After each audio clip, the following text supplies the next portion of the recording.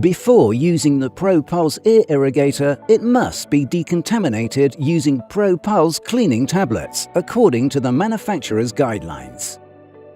This cleaning procedure must also be performed once daily before use.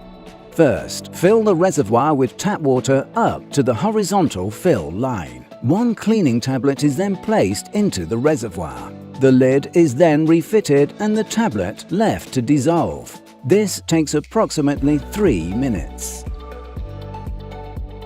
Once the tablet has completely dissolved, run the solution through the tubing to the handle and all the way through the tip.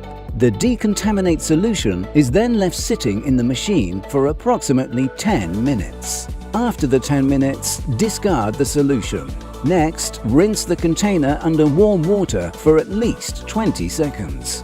To finish the rinsing process, add approximately 100 milliliters of clean warm water into the reservoir. Then firmly press the reservoir into place. Turn the machine on and ensure that all the decontamination solution is washed from the irrigator by rinsing it through and discarding. Remove the reservoir and dry thoroughly with a paper towel. After each use, the mushroom valve and washer should be checked on the underside of the reservoir.